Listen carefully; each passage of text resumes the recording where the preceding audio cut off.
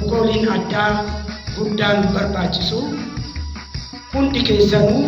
maatiin waldaa qaxxaamura diimaa iddoolee ibsuun adda baasuun nama barbaachisu hojii namoomaa daangaa malee hojjanna waan ta'eef baga guyyaa kanaan isin ga'e baga ittiin geettan isin jechuudha.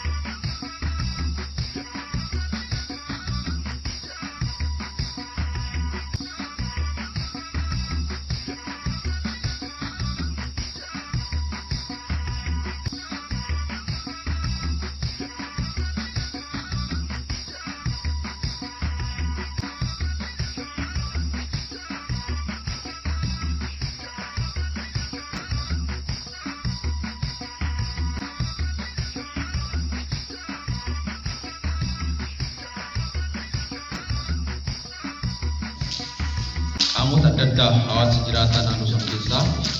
walitti yaamuudhaan miseensa yookiin immoo gaggeessota boordii ta'anii waldaa kana akka fuulduratti ceesisan yeroo dhaan gaggeeffamu jechuudha. Kaayyoon addaas akka duratti ibsamaa ture tokkoffaa waldaan kun hojiilee hojjetaa ture keessattuu tolootummaadhaan hojii gaggeessitoonni boordii waggaa fuulduraaf alas akka sassaa ta'ee godina kana hoogganaa ture filataman maal hojjetaa turanii kan jedhu amaanaa itti kennitan asitti mudheessu jechuudha.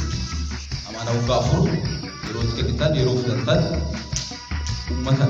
galeessa godhatanii waldaa galeessa godhatanii hojjetaa waajjirichaa akka gaggeessaniif hojiilee yookiin immoo hanqinaaf cimina waldaa sun gaggeessu sirriitti ilaalaniif asiin gaariidha jechuudha. Kaayyoon tokkoffaan eega gabaasa waggaa afurii kana dhiyeessanii booda ciminaaf hanqina jiru yaa'ii waliigalaa kun erga qoratee booda gabaasa duraa keessaa jiru. Lammaffaa immoo inni guddaan akkuma filannoo biyyoota taawwanii saffii filannoo biyya keenyaatti waggaa afuriin qaama filannoon gaggeeffamee miseensonni boordii kun tolootummaanis hojjetan amaanaa uummataas fudhatanii gaggeessuus erga qabanii waggaa afuriin filatamuun ammoo dirqama waan ta'eef filannoo haqa beessaa bilis ta'e asumatti iftoominaan koree filachiiftuu filannee boordiin ammoo asumatti sagalee yaa'ii waliigalaa kun filatee waggoota arfan itti aanuuf waldaa kana hanqina yookiin immoo cimina amma jiru qabatee yookiin immoo hanqina jiru fooyyeffatee